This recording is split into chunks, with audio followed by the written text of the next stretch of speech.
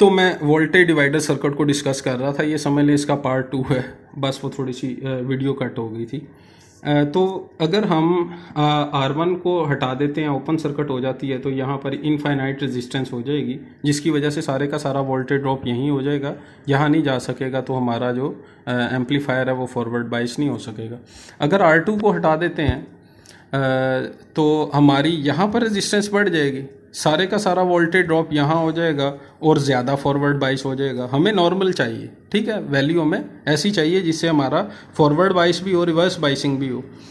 अब इसके बाद अगर हम R1 को शॉर्ट सर्किट कर देते हैं तो क्या होगा, R1 को जब मैंने शॉर्ट सर्किट कर दिया तो सारे का सारा वोल्टेज ड्रॉप यहाँ हो जाएगा, फिर भी ये मोर फॉरवर्ड बाइस हो जाएगा, ठीक है।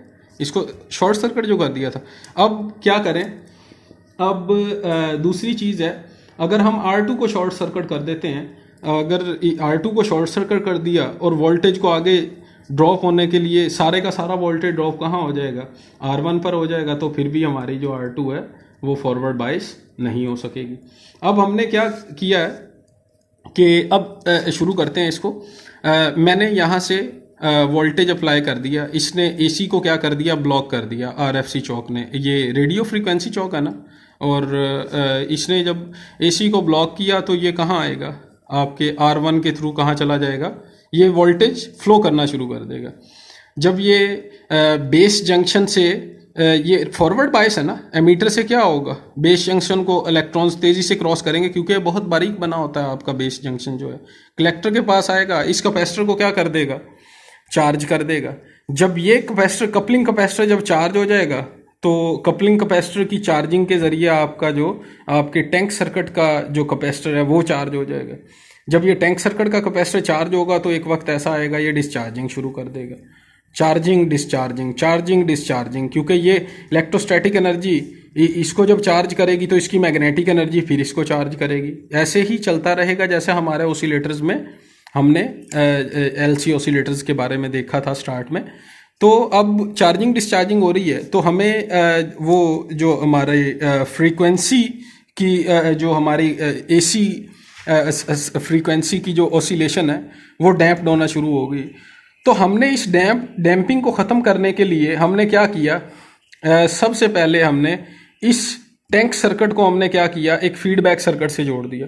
यहाँ से समझ ले हमने एक वायर निकाली टैंक सर्किट की और हमने कहाँ लगा दी, कपलिंग कैपेसिटर के ज़रिए बेस जंक्शन में लगा दी। कहाँ लगा दी, बेस जंक्शन में। अब ये एक डैम्प्ड कुछ ऑसिलेशन ना यहाँ से लेके डैम्प्ड होती हैं, वो ऑसिलेशंस यहाँ से ली फीडबैक सर्किट के थ्रू कपलिंग कैपेसिटर से कहाँ दाखिल हो जाएगी, बेस जंक्शन में। तो यहाँ पर हमारा एमीटर बेस जंक्शन क्या है, फॉरवर्ड बाइस है, और कलेक्टर बेस जंक्शन क्या है, रिवर्स बाइस है। तो यहाँ से जब ये डैम्प्ड ऑसिलेशन हमारी यहाँ से नहीं, इस रेजिस्टेंस को से नहीं गुजरने देंगे।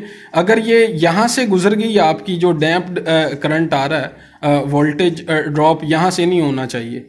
वो क्यों नहीं होना चाहिए, अगर इसको हमने यहाँ से अगर वोल्टेज ड्रॉप हो गया, ये एमीटर और RE रेजिस्टेंस जो है वो आपके R2 के पैरेलल में लगी हुई हैं दोनों चीज़ें। यहाँ पर अगर वोल्टेज ड्रॉप हो गया तो हमारे जो एमीटर की फॉरवर्ड बाइसिंग पे असर पड़ेगा, कम फॉरवर्ड बाइस होगा। तो हम क्या करते हैं कि जो एक्स्ट्रा वोल्टेज आ रहा है तो यहाँ पर हम एक कैपेसिटर लगा देते हैं। ये कैपेसिटर क्या करता है, आपके जो एक्स्ट्रा वोल्टेज आ रहा होता है ना, ये उसको क्या कर देता है, ग्राउंड कर देता है। इसका ये हमें, ये भी कपलिंग कैपेसिटर ही है, ठीक है, एमीटर कपलिंग कैपेसिटर CE, और ये एमीटर रेजिस्टेंस है, ठीक है, ये दोनों इसलिए लगे। अब यहाँ से क्या होगा, हमें डैम्प्ड ऑसिलेशन मिल रही है। अब कुछ डैम्प्ड ऑसिलेशन हमारी फीडबैक के जरिए क्या करेंगी, हमारे कपलिंग कैपेसिटर के जरिए बेस जंक्शन में दाखिल हो जाएंगी। एमीटर बेस जंक्शन फॉरवर्ड बाइस था और कलेक्टर बेस जंक्शन क्या था, वो था रिवर्स बाइस था। यहाँ से एमीटर से इलेक्ट्रॉन एमिट होकर तेजी से फ्लो करना किसकी तरफ शुरू कर देंगे, कलेक्टर की जानिब।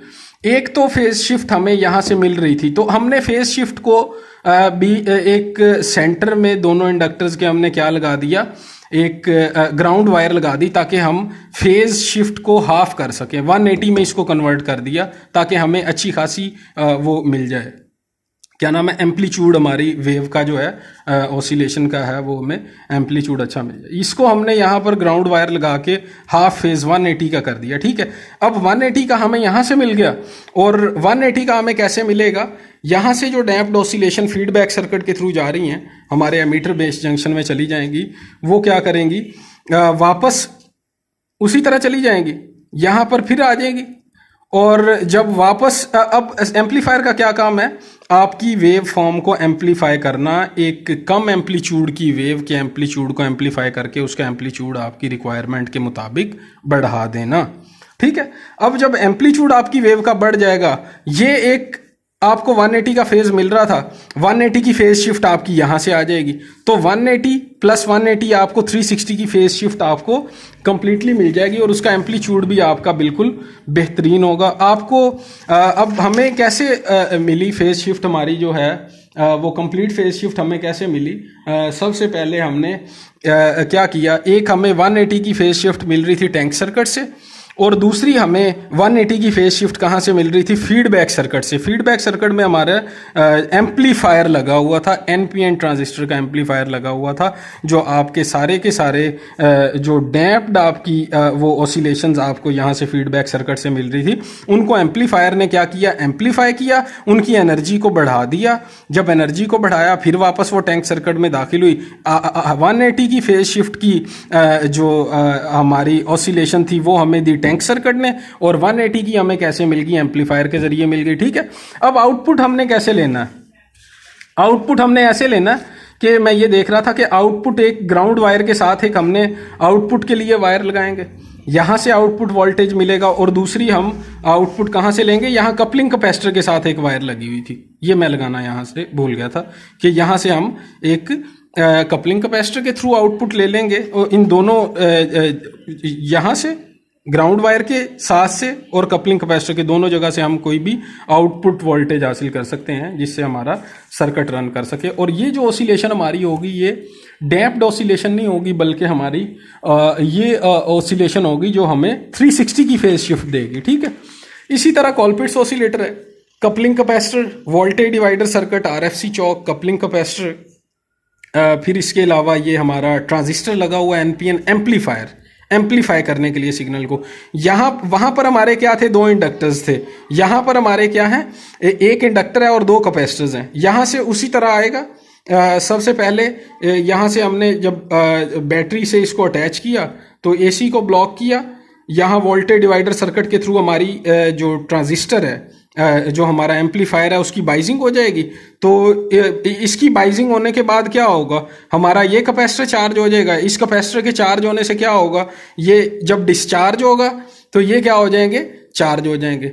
फिर ये इनके चार्ज होने से कैपेसिटर इंडक्टर आपका क्या हो जाएगा, इसमें से करंट फ्लो करना शुरू कर देगा, इसकी मैग्नेटिक फील्ड पैदा होगी, इसकी मैग्नेटिक फील्ड की वजह से ये इसकी इलेक्ट्रोस्टैटिक फील्ड डिस्चार्ज होगी, तो इसमें क्या पैदा होगा, करंट पैदा होगा, current produce magnetic field, magnetic field की वजह से फिर ये इन्हें चार्ज करेगा, करते करते करते करते डैम्प्ड ऑसिलेशन हो जाएंगे। तो हमने क्या किया, इस सर्किट को भी उसी तरह हमने क्या किया, कॉलपिट्स ऑसिलेटर का सर्किट था ये, जिसमें 2 कैपेसिटर्स हैं, हमने इसको क्या किया, फीडबैक सर्किट के साथ जोड़ दिया, जो कपलिंग कैपेसिटर के जरिए आपके बेस के साथ इसको जोड़ दिया गया। अब बेस के 2 जंक्शंस थे, एक था एमीटर बेस जंक्शन था, दूसरा क्या था, हमारा कलेक्टर बेस जंक्शन था। Emitter base junction was forward bias and this is reverse bias, ठीक है। अब यहाँ से फिर उसी तरह इलेक्ट्रॉन्स जो हैं यहाँ से कलेक्टर की तरफ जानिब जाएंगे। आपको बताया था ना, एफएससी की बुक को भी आप दोबारा देख लें, मुझसे ज़्यादा अच्छी समझ आ जाएगी आपको। फिर ये इसको चार्ज करेगा, इसकी चार्जिंग कहाँ चली जाएगी। अब यहाँ से एक तो हमें 180 की फेज शिफ्ट मिल गई थी ना, अब फेज शिफ्ट को हमने डिवाइड कैसे किया था, यहाँ पर ग्राउंड वायर लगानी थी, ये मैं लगाना भूल गया, यहाँ पर ग्राउंड वायर लगाएंगे। अब ग्राउंड वायर लगाने से 180 की फेज शिफ्ट सेपरेट हो गई, 180 की फेज शिफ्ट दे दी इसने, प्योर फेज शिफ्ट दे दी, जिसमें डैम्पिंग नहीं थी हमारे इस टैंक सर्किट ने। और 180 की फेज शिफ्ट हमें कैसे मिली, फीडबैक सर्किट के जरिए।